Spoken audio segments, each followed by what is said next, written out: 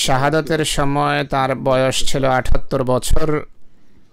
মজলিস আনসারুল্লাহর খুবই কর্মঠ সদস্য ছিলেন। ১৬ বছর পর্যন্ত হালকার প্রেসিডেন্ট হিসাবে কাজ করেছেন। মুসি ছিলেন আল্লাহ তাআলার ফজলে। তিনিও দারুজ জিকির লাহোরে শাহাদাত বরণ করেন। তার গায়ে ৩টি বুলেট লেগেছে।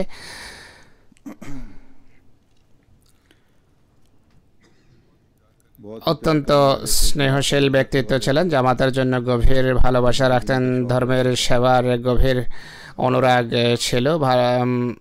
স্ত্রী বাচ্চাদেরকে একই নসিহত করেছেন তিনি।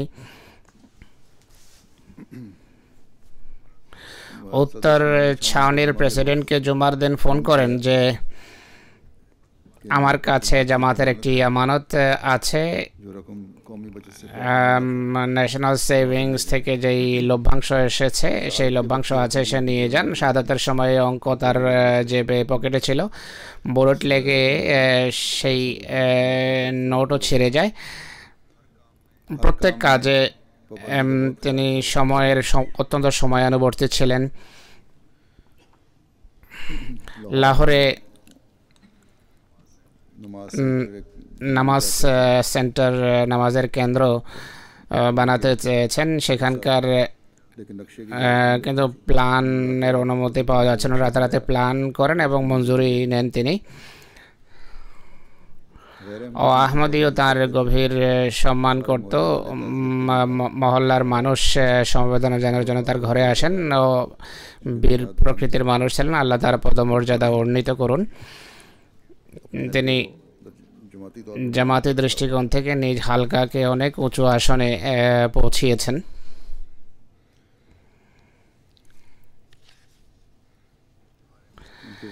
তার সম্পর্কে একটা চিঠি পেয়েছি। আতাউল কাদের তাহের সাহেব লিখেছেন, তিনি বলেন যে অত্যন্ত অতিথি পরায়ণ, মিশুক, বিনয়ী মানুষ ছিলেন। তেলাওয়াত আর নজম পড়তেন। স্বাস্থ্যের দুর্বলতার কারণে চলাফেরা করতে পারতেন না। প্রেসিডেন্টের দায়িত্ব থেকে অপারগতা প্রকাশ করা সত্ত্বেও জামাতের কাজ করেন। খেলাফতের প্রতি গভীর ভালোবাসা ছিল। উৎসাহ উদ্দীপনার সাথে সমস্ত তাহরিকে অংশ নিতেন।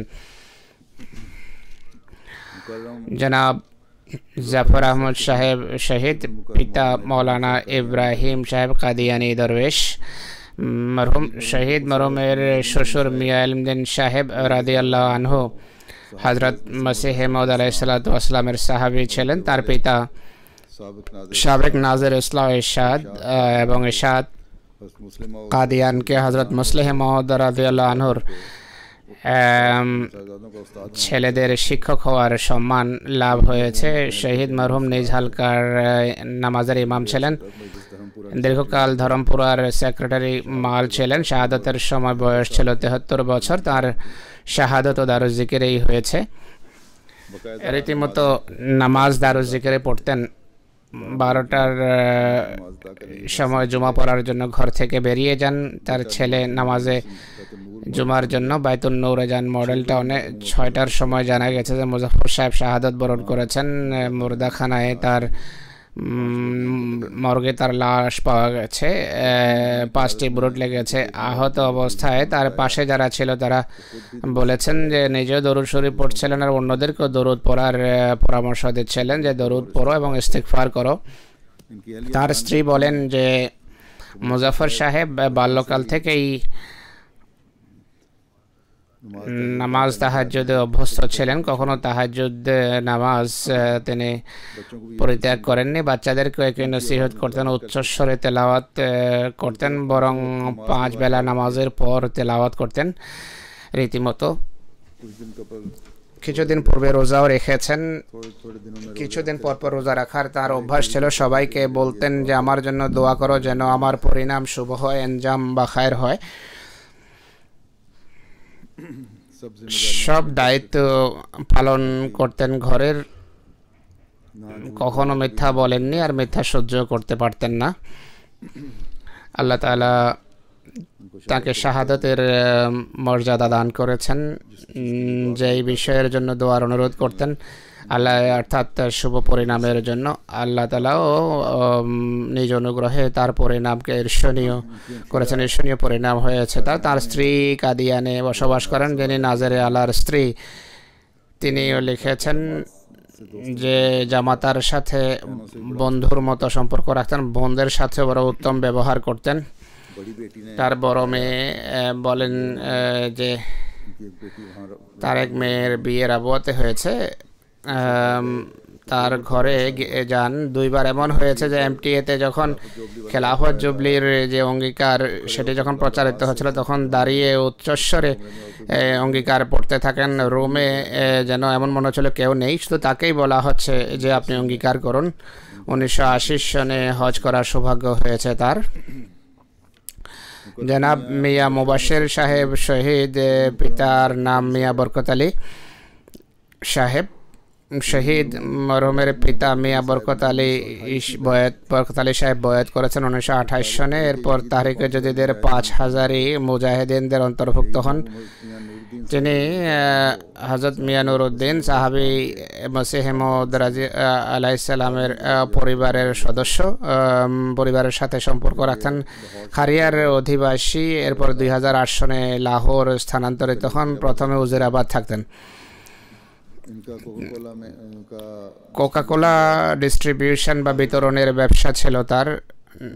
1974-এ ব্যবসা নষ্ট হয়ে যায়। মানুষ তার সমস্ত সহায় সম্পত্তি লুট করে নিয়ে যায়। চরম সমস্যার সম্মুখীন। এমন অবস্থায় একবার জামাতি ডাক রাবোয়া দিয়ে উজিরাবাদ ফিরে যাচ্ছিলেন। চিনিউটে যখন গাড়ি পৌঁছায়, তাকে গাড়ি থেকে নামানোর চেষ্টা করা হয় যে মির্জাই তাকে পিটাও, কিন্তু ড্রাইভার গাড়ি নিয়ে যায় চালিয়ে। সেখানে কিছু হয়নি। গুজরাওয়ালা যখন পৌঁছেন, সেখানেও একটা মিছিল তার উপর হামলা করে। আল্লাহ তাআলার ফজলে কোনোভাবে তিনি নিরাপদে ঘরে পৌঁছেন মাঝরাতে। 74-এ অবস্থা বড় ভয়াবহ ছিল। আর কেন্দ্রের সাথে যোগাযোগের জন্য যারা আসতো তারা অসাধারণ ত্যাগ স্বীকার করেই আসতো। যাই হোক, ইনি কোরবানি এবং ত্যাগের জন্য সবসময় প্রস্তুত ছিলেন। এরপর আবার 1998 সনে বিতরণের কাজ আরম্ভ করেন, কোকাকোলার ডিস্ট্রিবিউশন আরম্ভ করেন। যখন তিনি এই ব্যবসা করতেন, অনেকেই এসে লিপসা লোভ দেখাতো যে আপনার বিশ্বস্ততার বড় খ্যাতি রয়েছে, যে আপনার কোনো বোতল জালি নয়, আপনি যা বিতরণ করেন তা খাঁটি হয়ে থাকে। পাকিস্তানে সব ব্যবসায়ী তো জালি ব্যবসা, সব কিছুতেই মিশ্রণ থাকে। তাকে এরা পরামর্শ দেয় আপনার খ্যাতি রয়েছে, আপনি যে ক্রেট বিক্রি করেন তাতে প্রতিটি ক্রেটে 2টো জালি বোতল ঢুকিয়ে দেন, এতে আপনার আয় অনেক বেড়ে যাবে, কোটি টাকার আপনার কোটিপতি হয়ে যাবেন। তিনি কারো কথা শোনেননি এবং এমনটি ভাবেন উনি কখনো। যারা পরামর্শ দিতে আসতো তাদের আতিথেয়তা করতেন। এরপর খুব সুন্দরভাবে বলতেন তাদেরকে যে আপনি ভুল জায়গায় এসেছেন। 6 বছর উজিরাবাদ তাহসিলের আমির জামাত ছিলেন। তার এক ছেলে কমর আহমদ সাহেব জামাতের মুরব্বী, আজকাল বেনিনে কাজ করছেন। শাহাদতের সময় বয়স ছিল 65 বছর। ওসিয়ত করেছিলেন এবং তার শাহাদত হয়েছে দারুজিকের মসজিদে। যখন আক্রমণ হয় মসজিদে, নিজ জায়গায় তিনি শায়িত ছিলেন।